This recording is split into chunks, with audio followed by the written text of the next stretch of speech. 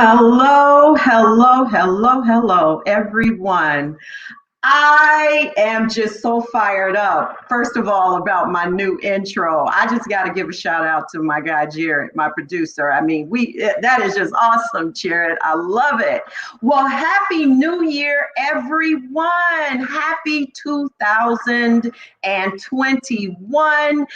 Thank God we all made it, and I am so happy to be back. You guys know I was on my hiatus for the month of December, and I just want to say it was a great month. I got a lot done, a lot of reading, and a lot of new things I want to bring to this wonderful show, Sisters Against Kidney Disease. And I am your hostess with the mostest, Audrey Bella Langston, and I missed you guys. I really did, but I'm so excited to be back with you again. And I do hope that with this being a new year, that everyone is really encouraged, guys. Let's leave the past in the past. This is a new everything, a new lease on life, a new beginning. Before the last show, I said, hey, pick a few goals, don't come down so hard on yourself if you don't meet them all the time. It's just about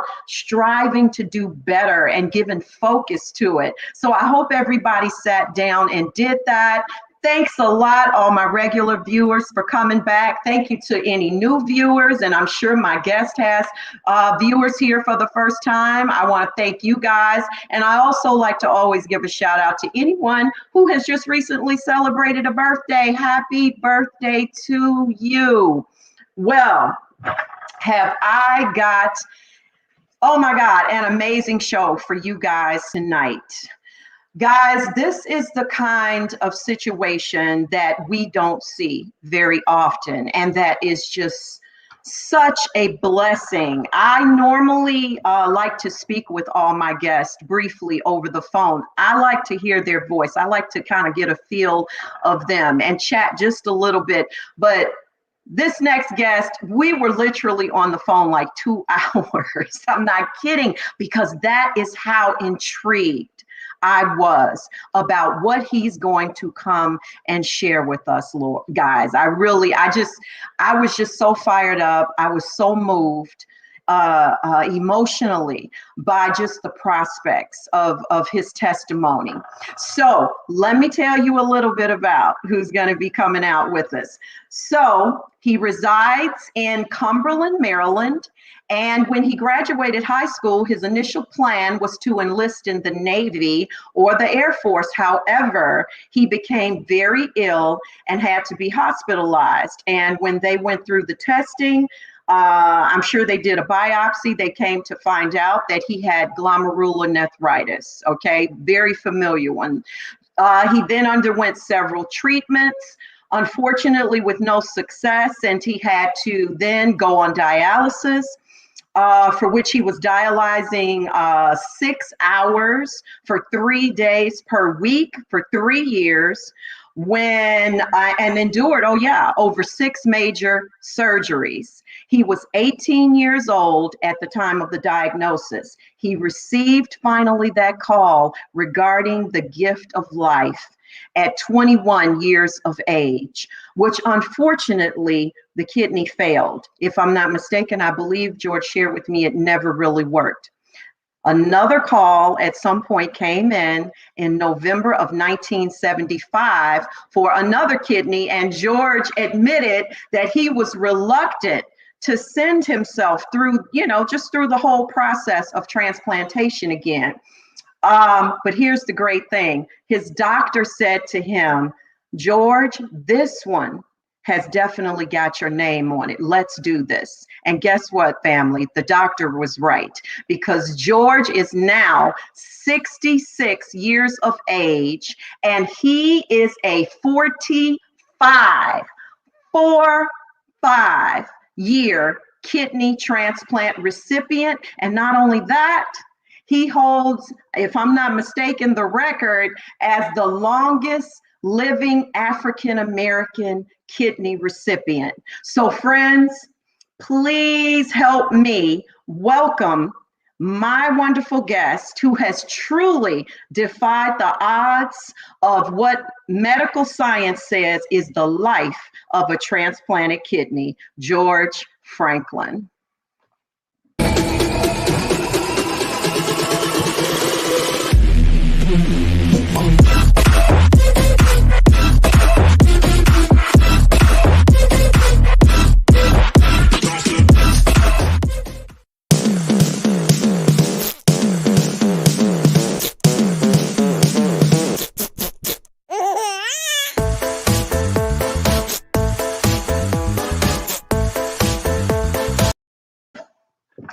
Hello, my phenomenal friend. I love that intro. How you like me now? Jared, you've overdone yourself. How are you, dear? I am very well. How about yourself?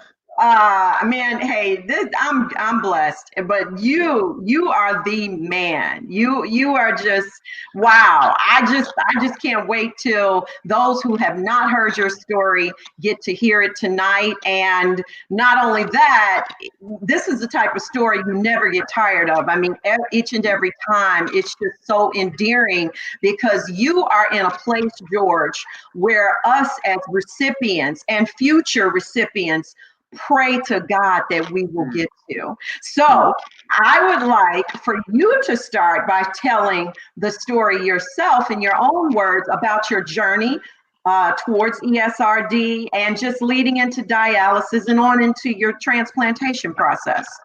Okay. I want to say hey to whose name did I see just go past the screen? Shout out to the people. I started at 18 years old, just after high school graduation. My sister was about to get married, and I wanted to, my brother just logged on. I wanted to go into the military, but I ended up getting sick, and my blood pressure shot up. I had a really bad cold. My mom says, you know what, we got to check this cold out, really bad cough. And that's when they found that my blood pressure was sky high, and I definitely wasn't going into the military after that. So I was in that hospital, I think a week or so for them to get my blood pressure down. And then I was transferred over to George Washington University downtown in DC. And that's where they discovered that the one kidney that I was born with, and anyone could be born with just one kidney. I know people that were born with 3 kidneys. So I only had one, and that one had stopped working. It was slowing down very, very quickly. So I did what they called at the time peritoneal dialysis. It was a very rough procedure back then, and that didn't work. And excuse me, George, because I as I was reading, just the information that you sent me about your testimony, because you are like, to me, in the first generation of like transplantations, everything was still very new. If I'm not mistaken, did it not state that even though you were on PD at that time was not, you couldn't be done from your home? Oh no. This was they had where's the camera? They had large glass bottles. Wow. That they heated up in. You remember when you used to get milk delivered to your door, and there was a little aluminum box at the front door, and they would put them. Well, that's what they heated the bottles up in, and it was unbelievable to feel that needle going down. It felt like it was just going all the way through me when it was only going, maybe an inch or half an inch or so. I bled like a stuffed pig, and the peritoneal did nothing. They were thinking that it would restart the kidneys, and for some it did. There was a lady, if memory serves me, that had had a baby, and her native kidneys shut down. She wasn't a recipient, and they did that on her, and that restarted the kidneys, and she was fine. She went home. Thanks, Leslie. And but this was an interesting thing. I was in the hospital for quite a while, and that's when I came down with a viral pneumonia in the hospital, and I called my mom to say, hey, they're transferring me into another room. And she said, well, let me know when you get there where you are. And I said, okay. And the last thing I remember seeing are the elevator doors closing. I literally lapsed into a coma on the elevator. That quick, just like that. Wow. Steve will tell you just blinked out, and I believe it was a week or so, 8 days, maybe. I just don't remember. We're talking, 48 years ago. But I know I was in there for a while, and I know that my heart stopped at least once in there because my grandmother saw it. And one of my dialysis doctors, this is back when, not that they don't care now, but the dialysis doctors and nurses were family. I mean, they were literally family. And if you didn't show, they called the police. You didn't just skip a dialysis, But one of my doctors stayed in the intensive care ward with me, literally would not leave my side, my grandmother said, and stayed right there. And eventually I came out of it. I was home 2 days later, which amazed everyone. I mean, God has been good to me, but without question. Okay, without question. And so I started hemo, and I was on hemo, as you said, 3 days a week, 6 hours each time.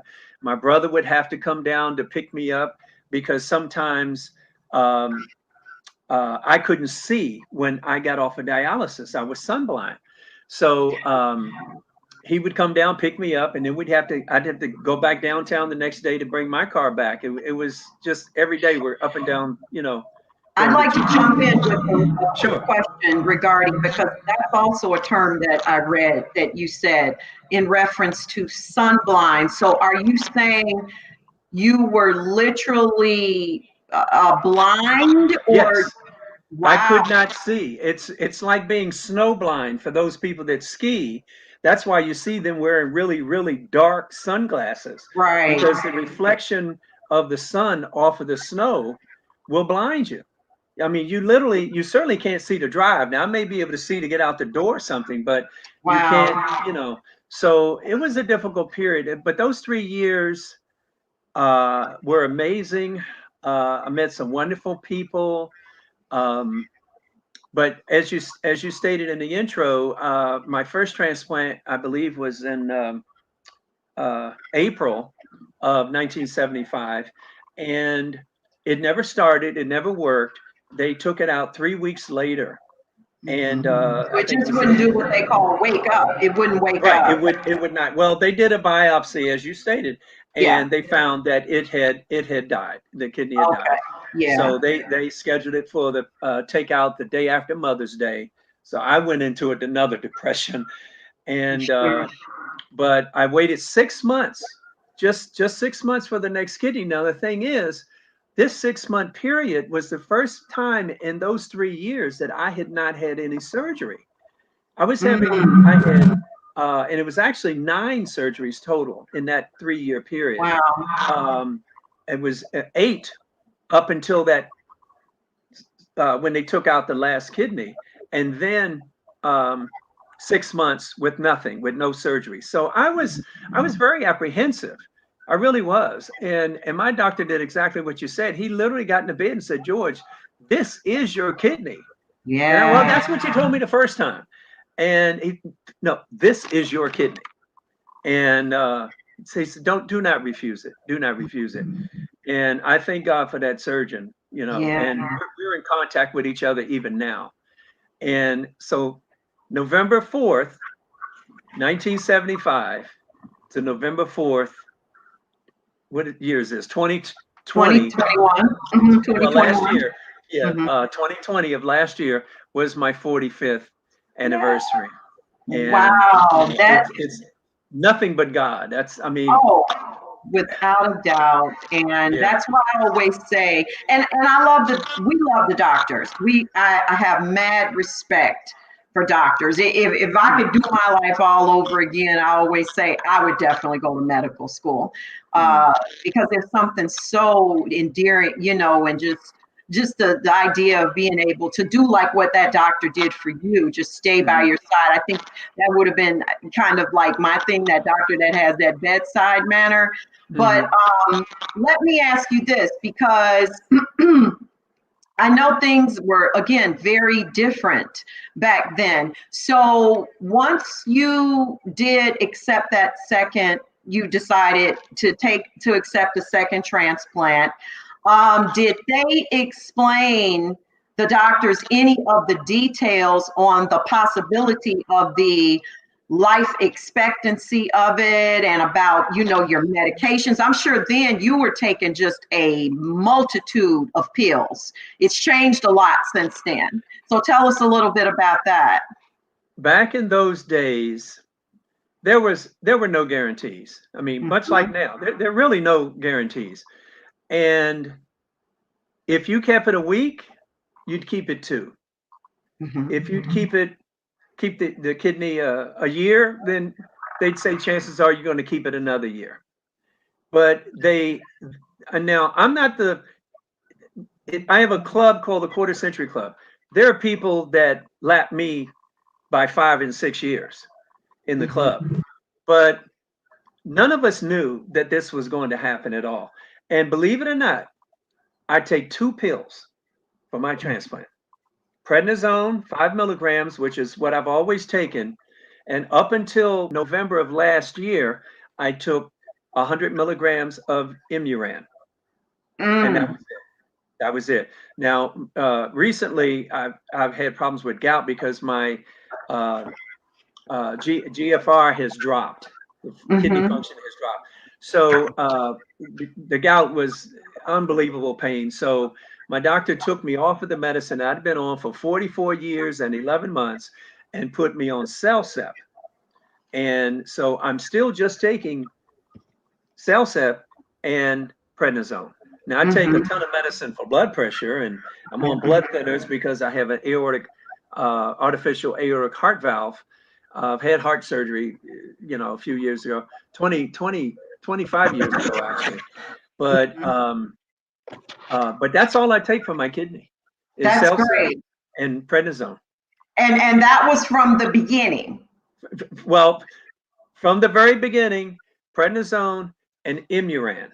Okay. Up until a month ago in November, 2 months ago in November, the Imuran was switched to CellCept so that I could take gout medicine. Because Okay. allopurinol and Imuran are a toxic mix. Okay. Found that out the hard way. And so he took me off of that and put me on CellCept, which is one of the newer drugs. That's what I'm on, correct. Are you? So, yeah. CellCept and Prograf. Never ever put on prednisone. I was never on a steroid, which a lot of people found amazing. Yeah. So it's just that thing where some, person here may do this, they give this and say, nah, I don't think you need it. And I never needed it, thank the Lord. But you also said a few other things that are just always so amazing in relation to comparison of the past versus the present. And one of which was that back then, Mr. Howell, I saw that. There were no neighborhood, Steve, I know gets a kick out of this one. There were no neighborhood dialysis centers. So all dialysis, which would have meant had to be performed in the hospital. And you also said that, which was very sad, about you were seeing at that time so much death in relation to dialysis. I'm sure that must have been very difficult to take in as well. Keep in mind that back in the 70s,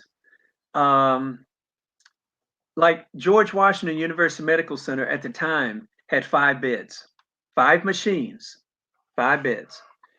They had, I want to say 2 shifts, Monday, Wednesday, Friday, 2 times, 2 shifts, from 8 to 2, and then I think they had something from 3 to 9. And then they took over a room in the intensive care, and they put a couple of machines over there. But that was it in DC. I don't believe Washington Hospital Center had machines. I know Georgetown didn't have machines, so they were limited. And it's not that you had to be someone to get one of those machines, but you usually had to be young. You had to be young. I was 18. There was a young lady there was 16. There was another one that was 14. I think Maureen was 12. We were all kids. We were all kids. And, I've lost contact with all 3 of those young ladies, but I know one of the gentlemen, I'll mention his name, Robert Bell, was on dialysis with me and received his transplant before I got mine. And he's passed on now, but I never realized that I went to school with his family. We all bowled together, and just one day it clicked. I said, wait a minute, Bell. And then there was another situation where I was on dialysis with the minister of my church with his brother, Mr. Goodlow, his first William, I think his name was William Goodlow. And never realized that until years later when I happened to meet his family. And that's when we realized that we actually knew each other through his brother. But things were so different back in the early 70s. This was 1972. Yeah. There were no neighborhood. I mean, I think I saw go across the screen, Steve was saying, well, they're all over the place now. They are, because there's a lot of money in it. Okay. But dialysis centers are just everywhere, just every corner. I mean, we know Steve is always out there. Talking about that. And we got him in strip malls, which is just like, wow, it's just crazy. Hey, Frankie, That's Frank Tute saying hello. Frank and I are on the same team over at LifeLink. But yeah, they're just everywhere. But something else you shared that was really close to my heart and funny. You said that it was in relation to when you got the transplant, and you were just peeing all over the place. And you said something to the nature of, you know, how we do, many people, we take our bodily functions for granted until they're not functioning anymore. And the funny thing is, the same thing happened to me after my transplant. When the doctors afterwards, they came to tell my family how me and my godson were doing. And I heard this, of course, afterwards. And they said, well, good news and bad news. Oh my God. Well, no, the good news is the transplant went great. He's great. She's great. Oh, and everybody's, oh yeah. Well, what's the bad news? She is literally peeing all over our ER floor. Everything, we got people mopping. I mean, peeing was just the greatest sound to me. And whoever who has an experience, hopefully you never will, but I would just hear some people, you know, you're in the bathroom. I'm like, wow, I wish I could pee like that. Wow, I wish it sounded like that when I pee. Well, so that was really funny. We often take for granted. Right, Jared. Yeah. We often, real kidney warriors, we often take for granted that simple body function, but without the precious gifts of kidneys, you know, whether they be transplanted kidneys or your native kidneys, your life would really change. I mean, there's a massive difference between 1972 and now. I mean, not just in my physical appearance, but just the idea of all the different things that I've managed to get accomplished in my life that I would not have had I been waiting on dialysis for 48 years. You know, very few people in the country. I know the lady that runs the renal, God, it's over in California. She's been on dialysis for probably 40 years. It's been a while. But they're limited in this country how many people their bodies can take dialysis that long. Right. It's a hard process on your body, and the older you are, the harder it is on the body. Absolutely. Everybody's got Leslie saying, Dad Vice was just saying he had heard many recipients say it's just so freaking awesome to be able to hear your pee, you know, and be able to do it for a little bit. It is liquid gold, as Deborah said. It's liquid gold. Yeah, Debbie, that's right. Liquid gold. And thanks, guys, for all of you who are sharing this. Please continue to hit that share button and like button. This really needs to get out there. It's so inspirational. So here's the next thing I want to bring up to you, George. You've always been very active in the International Transplant Games, which is really awesome too. So you're not just somebody that has had a kidney for 45 years. You are physically active, which also tells me 9 out of 10, you were like that prior to your transplant. You were just an athletic guy, I'm sure. And so I think you've been dealing in that, the transplant game since what, 1978, and you've won what, about 11 medals in swimming and bowling and God knows what else. You want to tell us about that? Well, the international games were started by Dr. Maurice Slapak in South Sea, England in 1978. And I and 2 of the ladies that were on dialysis with me were fortunate enough to be asked to go, I believe, by the American Kidney Fund, I think. We went also to the 3rd internationals in 1980 when they came to New York. And then Steve says, show my medals. Don't show your medals. I told you.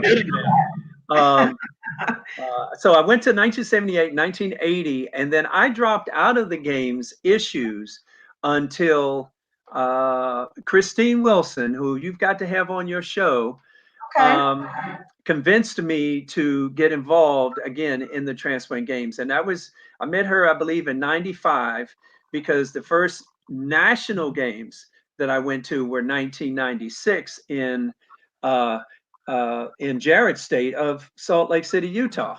Mm-hmm. And so when they were there in 2018, that was actually their second time there. I went in 96 to Utah. I went 98 to Columbus, Ohio. I skipped 2000 and 2002 because they were in your state, I think, Florida, and it was too hot and too humid, and my doctor wouldn't let me go. In 2004, they were in Madison, Wisconsin. No, they were in Minnesota. And then 2006, they were in Louisville. 2008, Pittsburgh. 2010, Madison, Wisconsin. 2012, another organization took them over when the Kidney Foundation dropped them. And that is the Transplant Games of America, what they're called now. And they were in Grand Rapids in 2012. 2014, we went down to Houston. 2016, Cleveland. 2018, Salt Lake, Utah. And because of COVID, they had to be postponed from last year to next year. And they're going to be in New Jersey. I forget which city, but it's across from New York City. And so whatever part of New Jersey that is. And so hopefully this COVID stuff will be gone or subsided enough for where we can get together and have a nice time. There are 44 teams. Dawn, I'm going to be there. There are 44 teams. There are teams even from Hawaii and Puerto Rico. Some states like California, Pennsylvania, Texas have 2 and 3 teams, but most states have 1. And we have a fantastic time. We do. We have a fantastic time. We have trading pins that we trade. I've seen people take their shirts off and hats and whatever it is. I got to have that pin. I got to have that pin. I've traded several of these hats, as a matter of fact, and to get a hat from another team member, from another team, really. And Leslie, you're going to be there, sweetheart. So it's a wonderful event. And if you're fortunate enough to win a medal, coming in first, second, or third, then great.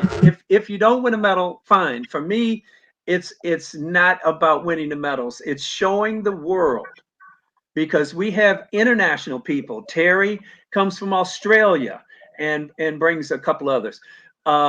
It's about showing the world that organ and tissue transplantation works. Okay, that is what the games are to me. Now, we meet new people.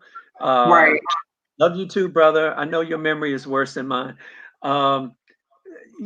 Meeting people is a fascinating thing from other states that you've never been to. And then knowing that we all have the same issues. We all have kidney disease. We all have a heart or a liver or a lung transplant. And it's truly a wonderful thing. You've got to come. If you haven't been.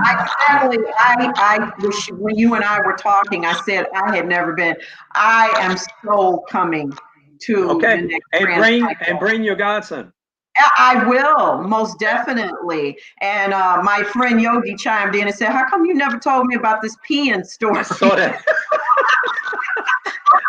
You can't tell everything. I thought I did tell you about that. I want you guys to start chiming in with some questions for George as I go into this next question, George.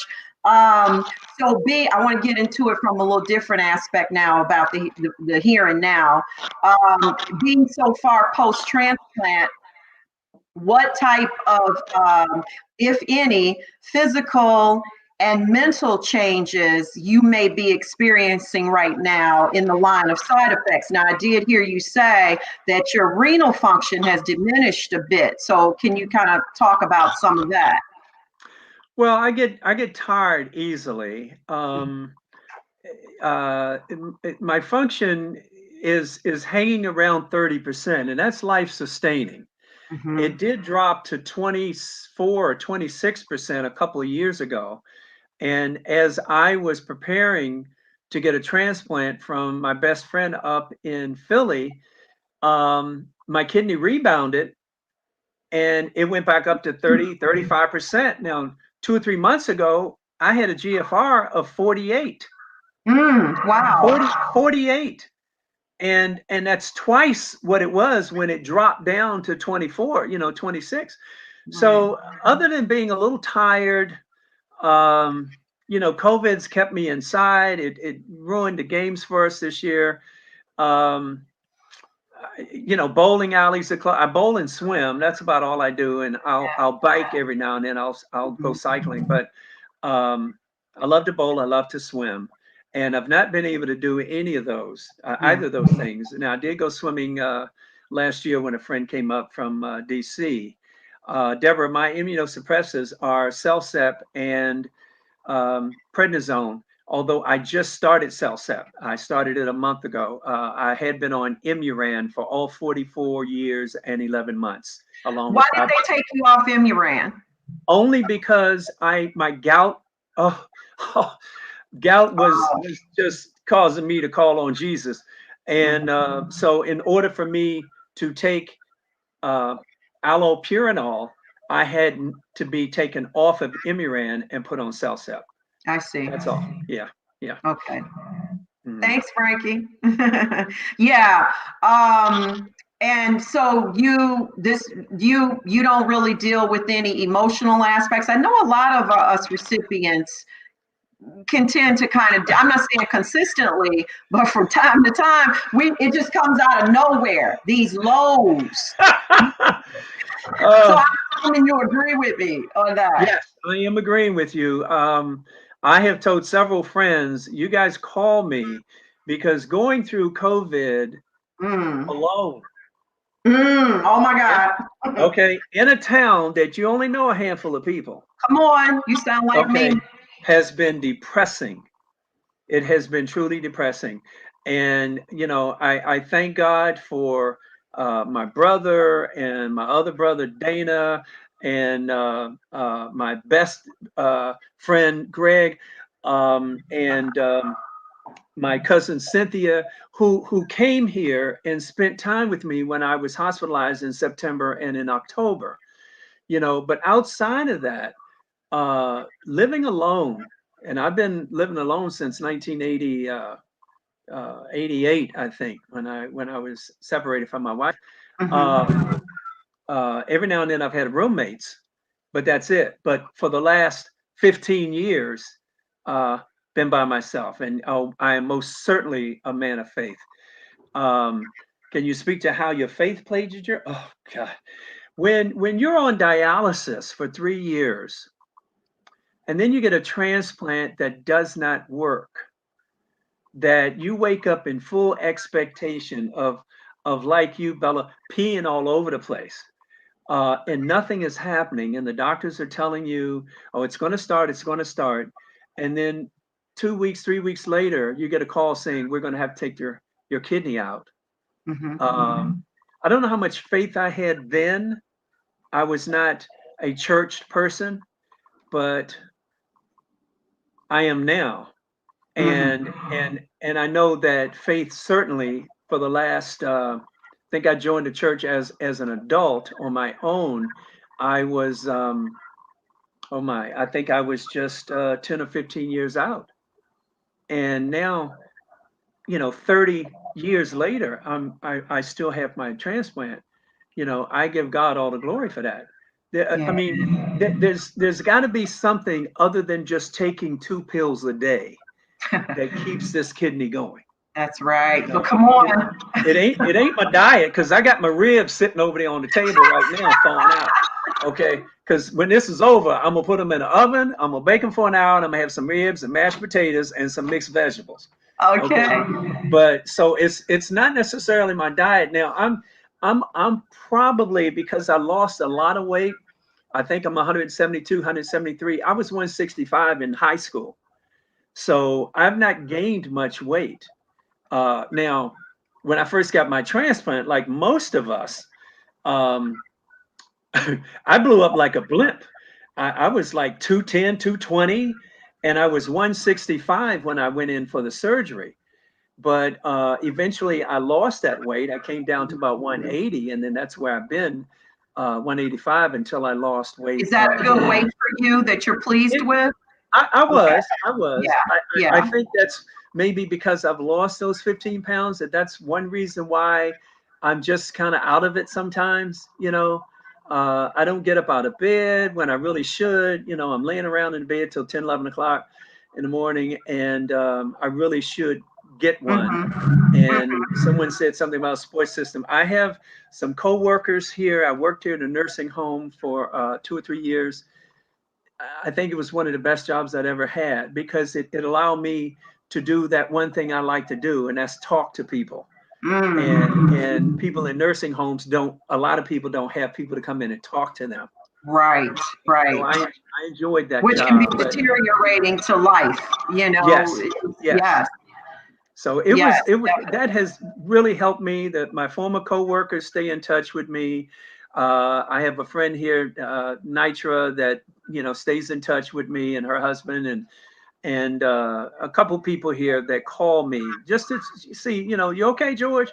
Yeah. And then neighbors up the street that literally had to carry me in the house from the hospital because they released me when I was still in massive gout pain. And I couldn't even walk from the curb into my front door. No steps, just couldn't do it. So they, my friend Nitra's husband and my neighbor up the street, Doug, they physically picked me up, which was not much of a great feat because I was only 170 pounds, and carried me into my home. And that's, his wife, Sue, keeps saying, well, George, that's what neighbors do. That's what neighbors do. Right. That's right. It's what friends do. And it's what you said, George, and thanks for sharing about that from the spiritual aspect. That was actually a really good question from, I think it was Child of God. Now, what I was actually wondering for a minute is that my Child of God, on YouTube, my son's name is Child of God, and he usually doesn't get a chance to watch the show. So if that's you, son, thanks for watching the show. But what you said really hits home for me in relation to just how difficult it's been. It's been difficult for everybody this year, but for meaning 2021 with everything that went on with COVID. Thank you, Brian. And that's my brother. And that's my son's name, Brian. Oh. And Child of God's name that's my son. His name is Brian. But as a single person, it's what you said, and this is new home. This is not home for me. Here in Florida. And not laying eyes on my children and grandchildren and my daughter and son-in-law, and just my godson, all of them for over a year, has definitely been one of the greatest challenges for me in 2020.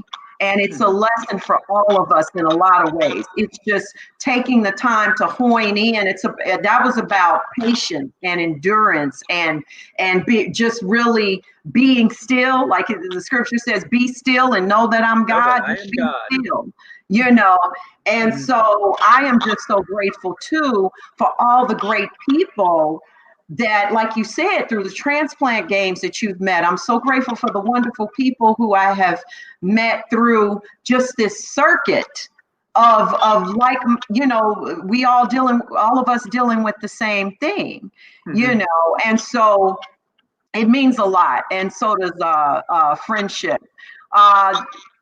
Hi, hello there. Oh, hi, Damon. You're a child of God. I'm sorry. Well, welcome. Well, I can tell you that those the friendships that you develop at the transplant games, and I've seen several people go past. I saw somebody with Team New York, Liberty, or whatever. Those friendships last forever. They're people that I met in =96 and '98. That we're still friends and we still communicate. Now that there's Facebook and different other ways, email, we are able to communicate with each other, and we can't wait to see each other at the games every other year. So to have the games canceled, last year. Oh my goodness. But I know Bill Ryan and the rest of his organization, I know that they did the right decision. But we just talked about it all winter. Oh my God, oh my God. You know, we can't go to the games. We have to wait a whole nother year. And now definitely those that are on the broadcast that may be interested in going to the games, they're in New Jersey next year. And in 2022, they'll be in California. So now you're talking a flight or whatever, another $400 or $500 to get there. So if you're driving distance, by all means, you know, make your way up. You know, Florida is a drive. That's all. Yeah, that kind of leads me into my next question, because obviously there isn't going to be any games until there's really a lid gotten on COVID-19, and it's not worth risking, you know, anyone's putting their life in jeopardy, especially people who are recipients. These organs are precious and they do not come easy. Okay. No.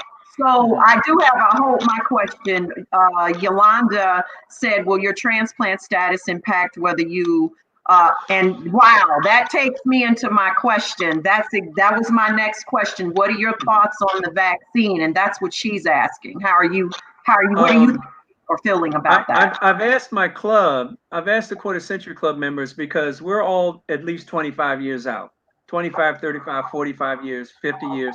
So I've asked them, what are your doctors saying? You know, what are your doctors, what is your transplant team saying about this vaccine? Most of them, from what I read, they've been told that, yes, go ahead and take it.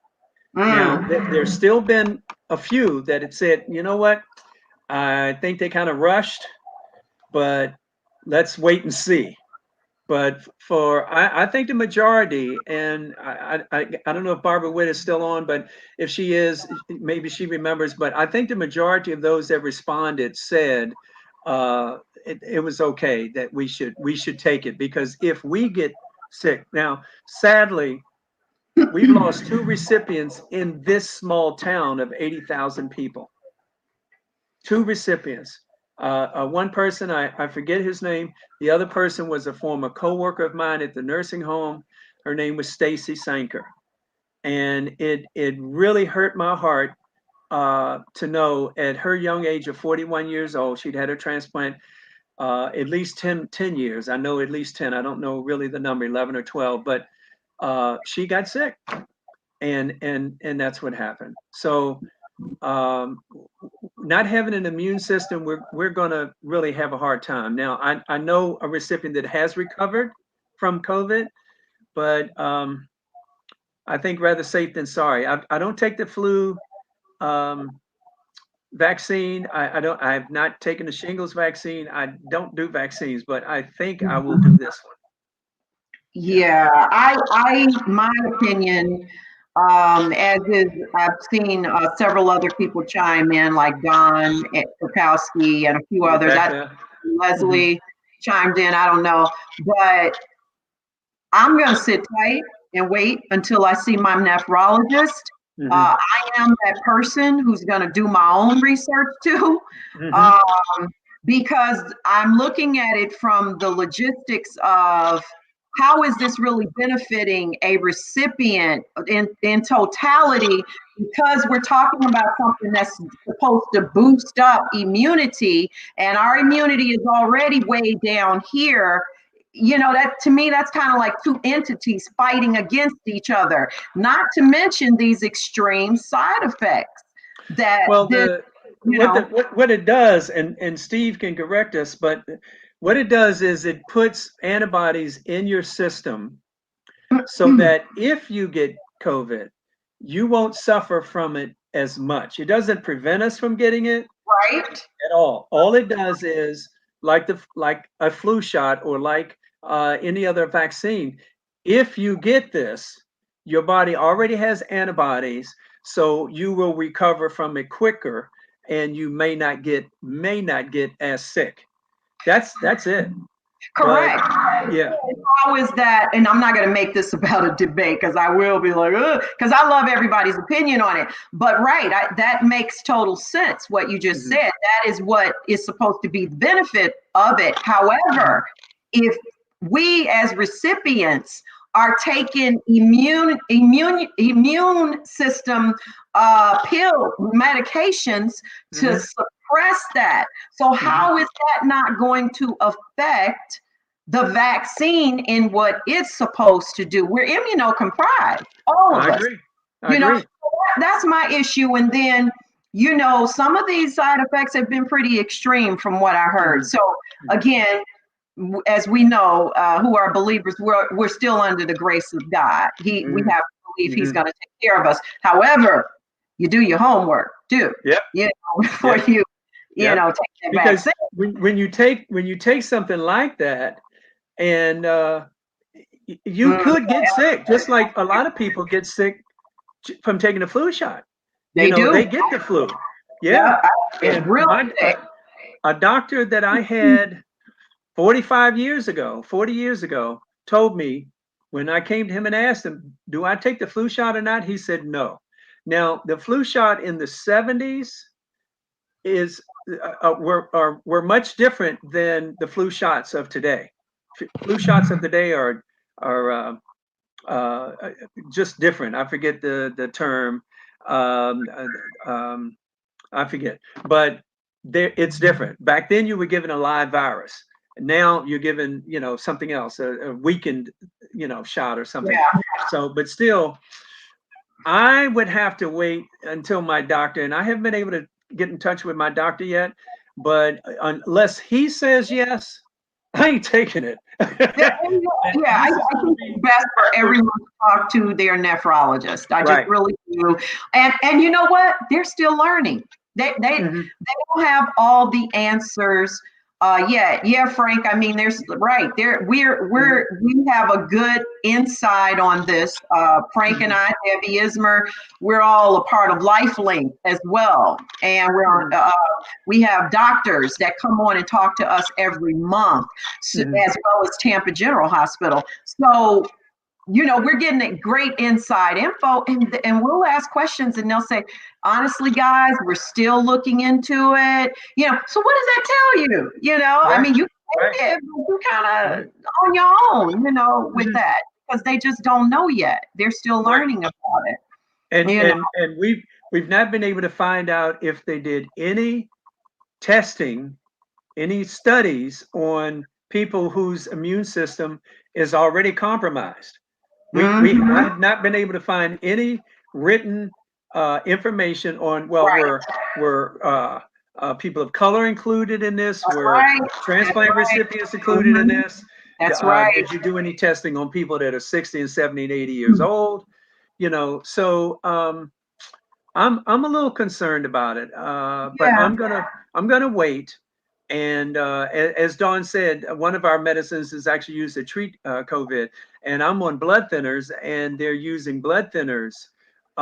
They're finding out that people that get COVID, that are positive for COVID rather, have a habit of forming blood clots. So like my mother's in a nursing home, and so they put her on a blood thinner last week. But because I'm on one, I feel a little safer, because I have an artificial heart valve. It's one of the many surgeries.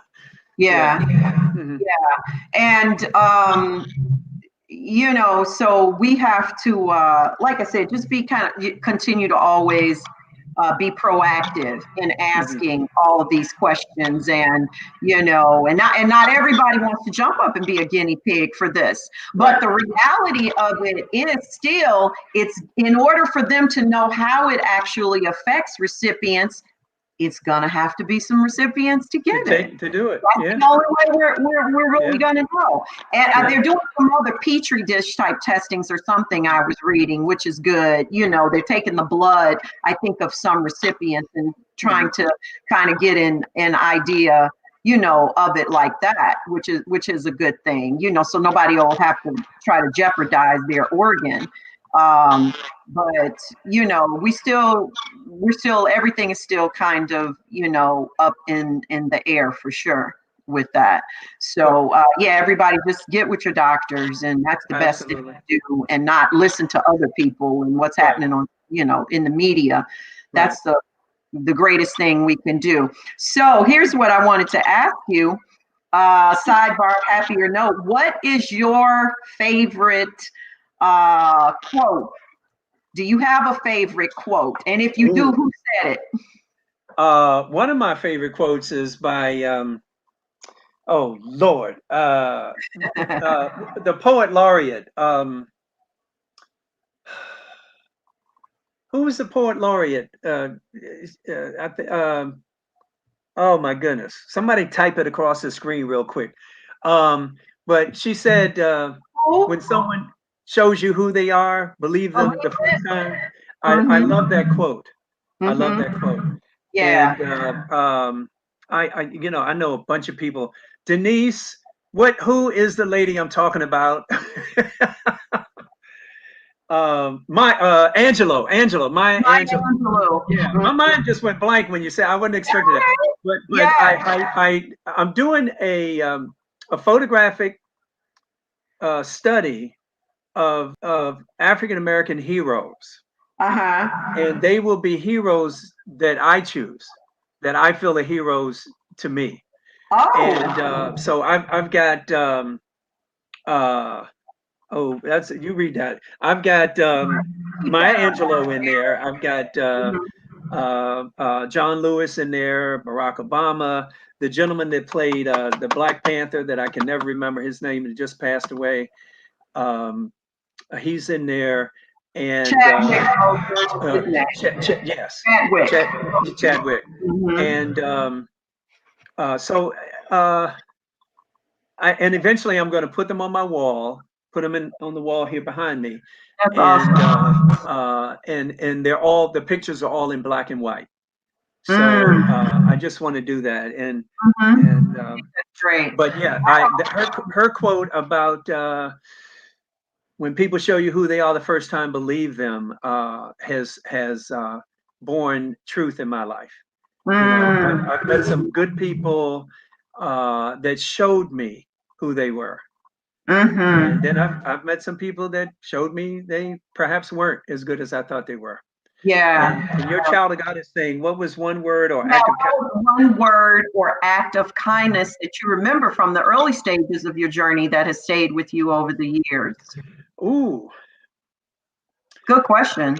It is act of kindness that you remember from the early stages.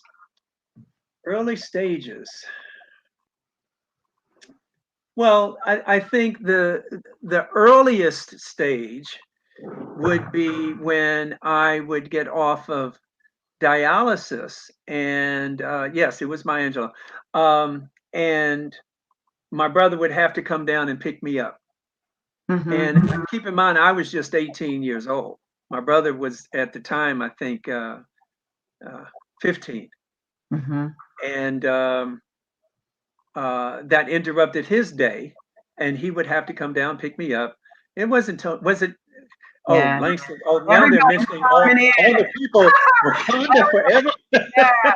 And Yeah. and I don't know if anybody else is hip to, but one of my favorite poets is Audre Lorde. She's amazing, and Langston Hughes. But another one of my favorites by Maya is what you said, but it's also one that says, I've learned that people will forget what you said, people will forget what you did, but people will never forget how you made them feel. How you made them feel. So true. And that ties into that term, first impressions are everlasting. Yes. And if someone shows you who they are, believe it. Believe it. And often we don't, oh, I can't believe that. Believe it. Yeah. And I saw my cousin Debbie go past, and Debbie helped me move into the house that I'm in here now. And I've not been able to contact her in I don't know how many years. But Debbie, I do love you so much. Your grandmother was my heart, and my grandmother as well, and she my cousin Debbie inherited so much from her. I don't know if she knows, but she truly did. And her cousin Denise, both are fantastic women. And I'll say it here: Denise is in the same what is it, fraternity that Kamala Harris is in. So you know, her whole life now is Kamala Harris, and the fact that they're in the same fraternity. Okay. Oh, is it fraternity or Sorority. Sorority. Okay. It's the meds. That's what we always blame it on. Go ahead. Oh man, I'm gonna hear about that.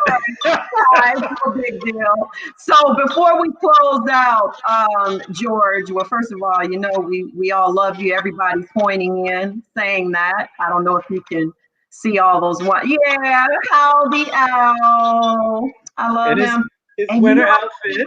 I gotta get me one. I gotta get me one. You got one coming. Oh, You got one coming. And I will say that Brenda Cortez that came up with this, and this little guy has brought a lot of people a lot of love. That's so cool. We got to get your godson one as well. We try to get them to living donors, but she's written so many books, and you got to get her on your show as well. But she's written so many books, and her most recent book is Without Organ Donation, I believe it's called. And help others with Brenda, what's the name of the book that you're coming out with? But anyway, I've got a chapter in that book. If she'll put it in, and a lot of recipients and a lot of living donors have come together and are collaborating in this most recent of her books, and I think she's got maybe a half dozen or so out now. And so tell us real quick, George, this is the last question for the night. What would be the absolute best, and everybody wants your advice, I know anybody in their right mind would, what's the absolute best advice that you would give to those who are waiting on a transplant, and even those obviously who have already received one, like myself and many others? Because of Organ Donation is her most recent book. Thank you. What I would say is do all you can to get a living donor.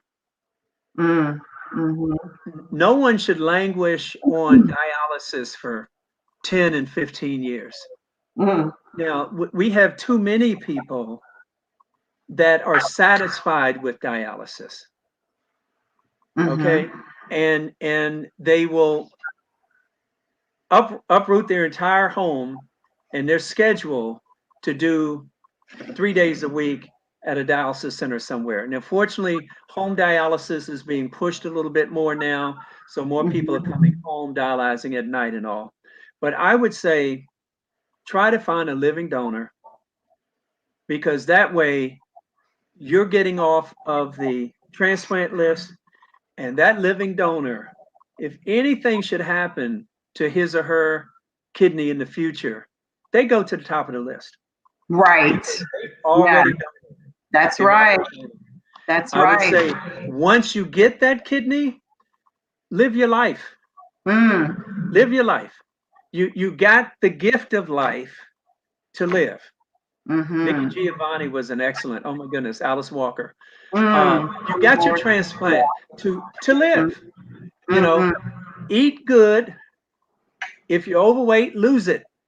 Yeah. Okay? You don't want to put extra strain on your kidney, on your pancreas, on your heart, liver, lung. Yes. If it's possible, I just like to add that in my humble opinion, because I know for me, I am a very active, physically active person. I average anywhere from 15 to 20,000 steps sometimes a day. I'm a good eater. You know, I'm a healthy eater.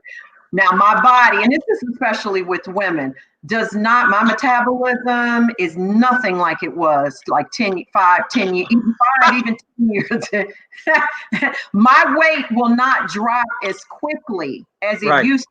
So sometimes people do want to lose weight and they're doing all the right things, but it just doesn't happen. And guess what? If there's anybody who's listening who has that problem, any of the ladies or whatever, don't let yourself get in a funk about that. Right. Right. Because that's one problem with society. I know you're speaking, George, from a medical perspective, and you're right. It's healthier.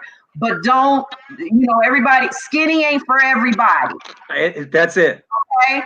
That's it doesn't mean, it's just not. Because it's not healthy to be thin either. And I remember my doctor, my nephrologist, told me when I was like, oh, I don't understand. And I do this and I do that. And he said, sweetie, I'll be honest with you. I don't like it if my recipients are too small. And he said, and I'm going to tell you why. Because if you were to get sick and have to be hospitalized, you're going to lose some weight. And especially, what it is. So think about how many people are suffering, as we say, from COVID. I'm that the ones surviving have lost so much, possibly quite a bit of weight. You're going to lose. So it made sense to me. But you're right. It is good to lose a healthy amount of weight if you can. And that's only, I know if you're on the list and the doctors have said you got to lose this much weight or whatever, then do all you can to do that. Because until you've done that, you can't get on the list. If the doctors are saying you need to lose 10 pounds or whatever before we can put you on the list. But once you get your transplant, oh my goodness. I blew up like a blimp. Okay. I got pictures. So I gained like 40 pounds so fast because all of a sudden I could eat foods that I could not eat. And I was only 21 at the time. So 21 years old with a good metabolism, shucks. It was easy, like you said, but now 66 years old, you gain 2 pounds, it take a month to try to get rid of them if you have to. And like Dawn said, healthy weight is not skinny. You need a certain amount of body fat on you. So but I do, once you get your kidney, I think the most important thing for me is to live your life. Develop a strong faith in whomever. And because that will help in the long run, because there'll be trials and so forth, health trials, different hospitalizations or whatever. I've had I think 15 surgeries, including the 2 transplants. So gallbladder removal and open heart surgery to replace the heart valve and nephrectomy, 2 transplants, the shunts, the fistulas. So you need that way. And I was always a skinny kid. I was a skinny kid. I ain't never had no muscle on me, so. Well, you were athletic too, as far as with your swimming and everything and stuff. You can swim and be skinny. So I did. I did lifeguarding and pool management as a junior high and high school student. So I've always loved to swim, but over the last 3 years or so, I've torn both of my shoulder rotators. So it's hard for me to lift my arm, up in the air. And some days it's just impossible. So fortunately, I backstroke and bowl, and bowling doesn't harm my shoulders. So so far so good. So George, you're amazing. And I am so glad that God has crossed our path, because that was intentional as well. And I just want to, we went a little past, and I knew that was going to happen because of your story. And I don't think anybody else that's watching is complaining about that. So we are just so grateful to you being here. We are grateful that you are an inspiration to so many people. I mean, and that you're an example for all of us. That is for sure. And we just pray that we get to make it to where you are, or even a fraction of the survival of your kidney. And I know that God will continue to maintain it because he has the final say. And Absolutely. I always select a scripture for each of my guests that I feel reminds me of their story. And the one that I selected for you is coming from Romans Ooh. chapter 4, verse 18. And what it says, I've kind of not add to it, but just sometimes, you know how you have other simplified two versions of the Bible. And so what that says is against all odds. Okay, that's you right there. Against all odds. And when it looked hopeless, Abraham believed the promise and expected God to fulfill it. And he took God at his word. At his word. Okay. And as a result, he became the father of many nations. So God's declaration over him came to pass, and he told him, your descendants will be so many that they will be impossible to count. That is your life. God, if you had not listened to your doctor, you could have possibly you would have missed out on this 45-year kidney, right? And Yep. because you were obedient, and he just took you and he said, don't worry, George, I got you. Watch what I'm about to do in your life to make He you. said, try me. That's And right. see if I won't pour out a blessing that there will be not room enough to contain. That's one of my favorite scriptures. That's And right. that's how I feel. My doctor, Glenn W. Gilhood, over all these years, we are still in contact with each other. He is, good Lord, over in Africa somewhere. He does training for other surgeons. Now, I'm 66. This man is 78, 80, maybe he's 15, 20 years older than I am. He was a young surgeon, and he still is active in trying to give back. And I'm grateful for that. I thought I had his book up on my table somewhere, but I think I put it underneath my coffee table. Yeah. But he sent me a book, and that he Right. just published. Yeah. Yeah.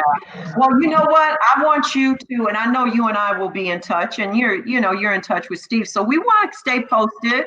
Of course, on you. You're. This is historic, for you and for us too. It's history for us, and we just love it. And I just wish you all the wonderful blessings of that 2021 has to offer.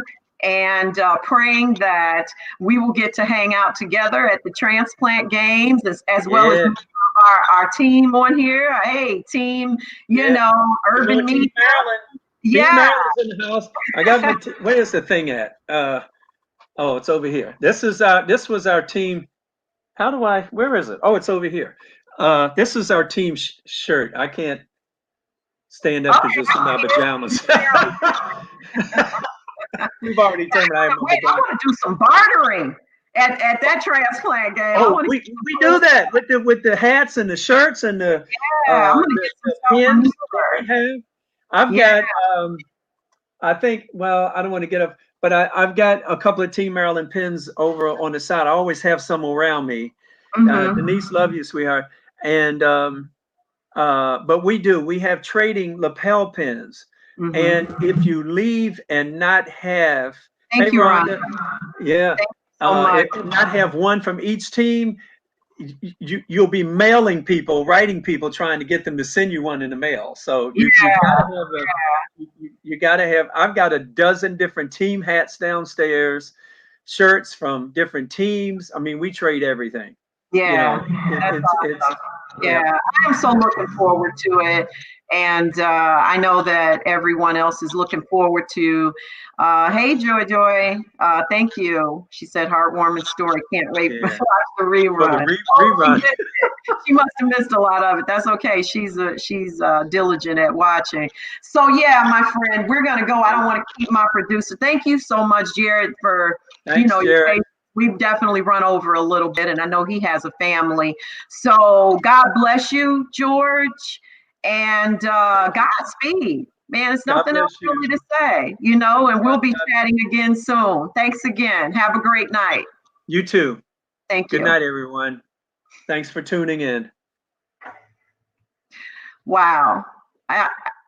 Was that fire or what? Was that God was just all up in this, guys? I mean, that was just such an endearing and amazing story of perseverance, of diligence, of obedience, you name it. George has done it, and he is hope for all of us. And that was the reason I think it was one of the reasons it was so important for us to witness that. For those of my friends on here who are waiting on a transplant, don't give up.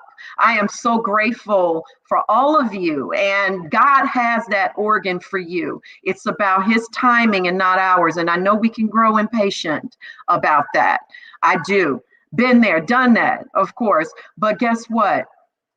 The sun still shines, and he will bring that day forth. And oh my God, we're going to be rejoicing, and you're going to be on here telling me about your new kidney. And then for the ones who we've already been transplanted, that's our job, to pay it forward and inspire others, through just phone calls. I know we can't get together a lot right now, but just encouragement. We are supposed to share our success journey with others to uplift them and motivate them. So I want to make sure that you do that if you haven't been doing so, and I believe you have, but I'm just putting it back out there again. All right. Again, I'm so happy to be back. I've got some other great shows coming up for us in the coming months.